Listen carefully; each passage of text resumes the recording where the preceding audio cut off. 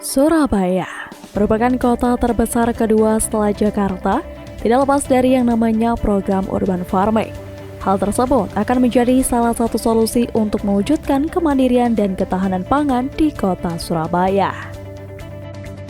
Dulu awalnya adalah bagaimana kita bisa menghijaukan Surabaya, karena Surabaya panas gitu. Untuk bisa iklim kita bisa menjadi lebih sejuk dan menyenangkan, maka kita mencoba melakukan penanaman tanaman-tanaman. Nah, ketika menanam pohon atau menanam tanaman ini, kita pengennya itu adalah bisa ada nilai tambahnya bagi masyarakat.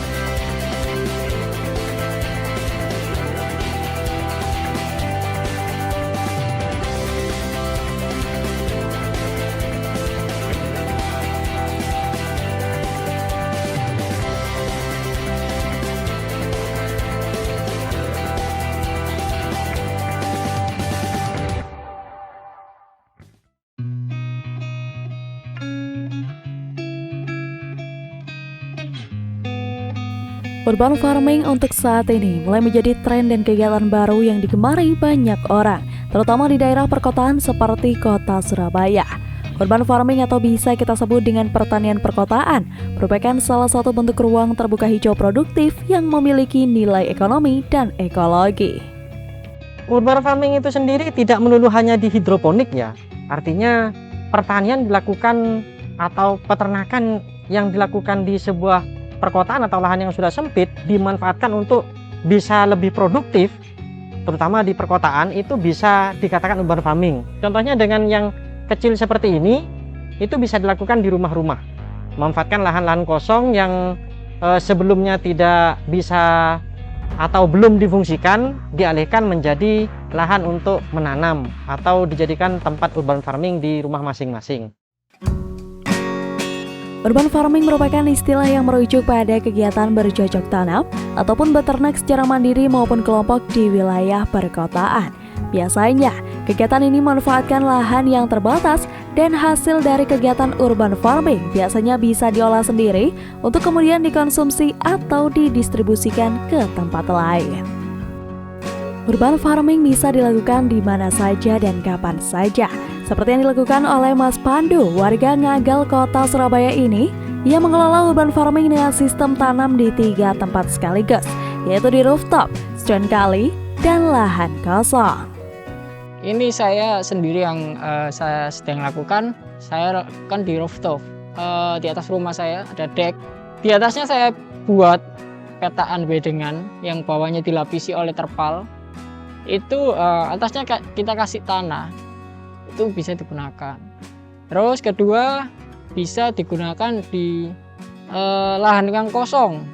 Jadi seperti di belakang kita ini lahan-lahan kosong ini yang kita gunakan untuk bagaimana lahan ini bisa berfungsi tapi menghasilkan. Yang ketiga, bisa di strain kali. Jadi yang selama ini menjadi tumpukan sampah di pinggir strain kali itu kita gunakan menjadi lahan untuk area pertanian.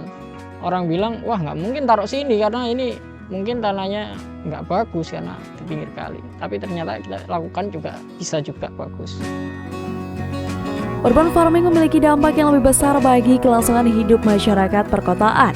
Sejumlah penelitian pun menyebutkan bahwa urban farming dapat menjadi konsep pertanian ideal di masa depan. Dalam pengertian secara luas, urban farming tidak hanya pada menanam tumbuhan saja, tetapi juga dapat melibatkan peternakan, budidaya perairan, dan wanatani. Di kota Surabaya, melalui Dinas Ketahanan Pangan dan Pertanian sudah mulai menerapkan berbagai hal tersebut. Kalau kita bicara perkotaan, maka sebenarnya konsepnya itu adalah kita bukan di kota yang sebagai petani gitu, karena petani itu biasanya identik ada di pedesaan.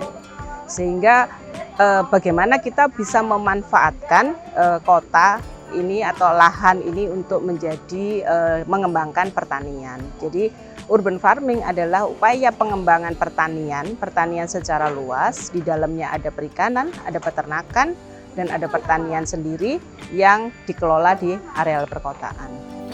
Dari sini, kita bisa melihat perkembangan program urban farming dari pemerintah kota Surabaya. tidak hanya merubah lahan kosong menjadi kebun yang dapat ditanam, melainkan juga dalam bentuk memanfaatkan lahan kosong menjadi sebuah budidaya ikan, serta membuat sebuah peternakan. Kelompok Tani Tenda Biru adalah salah satu kelompok tani daerah Kebron, Surabaya yang sudah melaksanakan berbagai model urban farming tersebut. Dengan sekelompok orang yang sudah berpengalaman di bidangnya masing-masing, mereka membuat sebuah lahan kosong menjadi berbagai lahan urban farming seperti pembuatan peternakan kambing, budidaya ikan lele, dan penanaman lahan sawah serta tanaman lainnya. Di Tenda Biru ini kami memanfaatkan lahan, ada lahan pertanian, ada lahan perkebunan, ada lahan peternakan, ada lahan perikanan. Yang sampai saat ini semuanya berjalan bersama-sama. Masing-masing ada bagian-bagian yang ngurusi terkait dengan perikanan. Kita bisa budidaya lele, budidaya patin, budidaya nila, dan terakhir kita mencoba untuk budidaya koi. Kemudian di persawahan pertanian ya kita ada sawah, terus ada di ladang ada tanaman jagung yang sudah berkali-kali kita panen. Kemudian di peternakan kita ada unggas ya, jenis unggas, ada ayam, kemudian juga kambing. Dengan memperdayakan lahan tidur atau lahan kosong yang tidak digunakan, para kelompok tani Tenda Biru di daerah Kebron ini dapat menyulap lahan yang kosong menjadi lahan urban farming yang dapat bermanfaat, khususnya bagi warga sekitar RW 10 Kebron, Kecamatan Karangpilang. Tentunya hal ini juga disupport oleh Dinas Ketahanan Pangan dan Pertanian Kota Surabaya dengan memberikan bibit, sosialisasi, dan pelatihan agar dapat berkembang menjadi lebih besar. Tenda Biru ini dalam bimbingan DKPP ya, Dinas Ketahanan Pangan, di mana kita sering adanya konsultasi dengan PPL di Kecamatan Karangpilang. Baik terutama contohnya kambing, kita tidak punya apa-apa tadinya. Nah, kita mencoba untuk meminta ke DKPP. Ternyata alhamdulillah diberi 3, kemudian sekarang menjadi 14 alhamdulillah ekor kambing.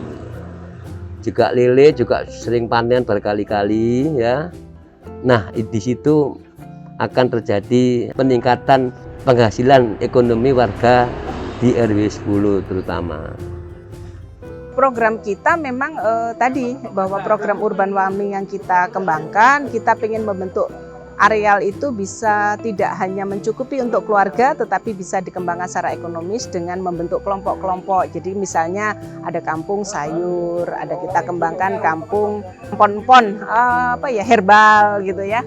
Nah itu mereka mempunyai nilai tambah apabila di setiap rumah tangga tadi menanam, maka mereka bisa menghasilkan yang bisa menjadi satu kelompok untuk menjadi usaha yang diproduksi menjadi bahan makanan olahan.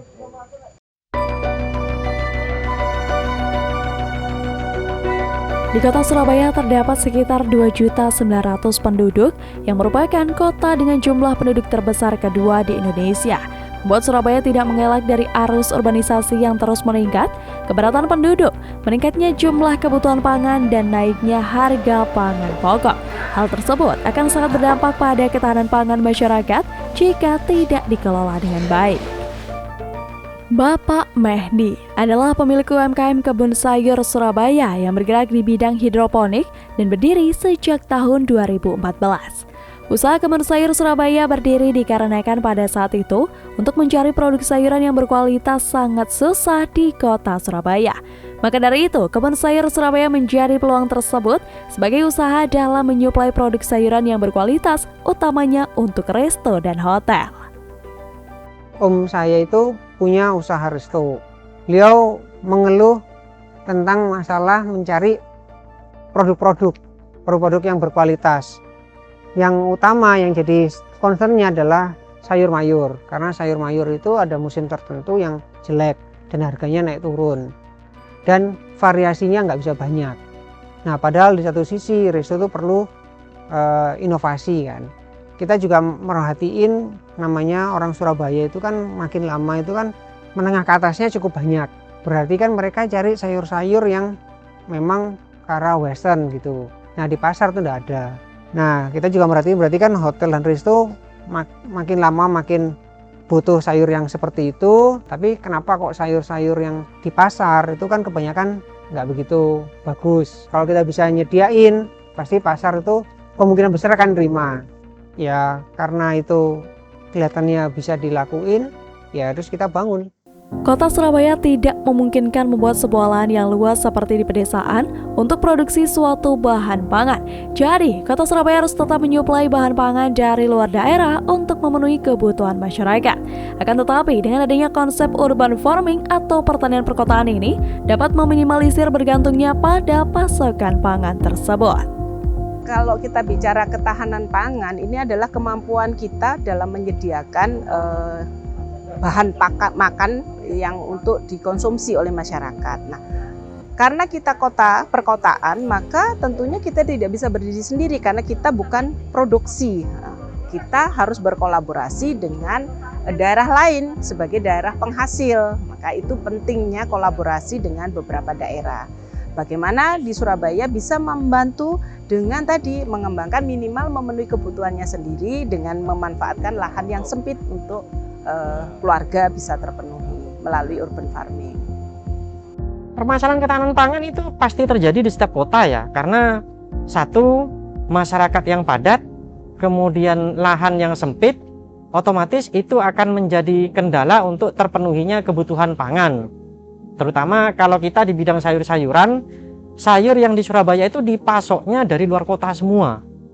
Dari luar kota semua, dan ketika sayur itu dipasok dari luar kota, itu pasti ada loss di perjalanan. Entah itu layu, rusak, dan sebagainya.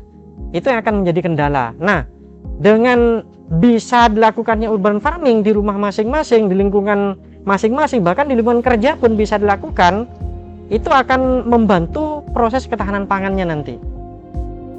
Urgensi urban farming akan menjadi tinggi ketika terjadinya krisis ekonomi, membuat keamanan pangan akan menjadi masalah besar di masa depan, semakin naiknya tekanan pada sumber komoditas pangan, meningkatnya jumlah masyarakat kota.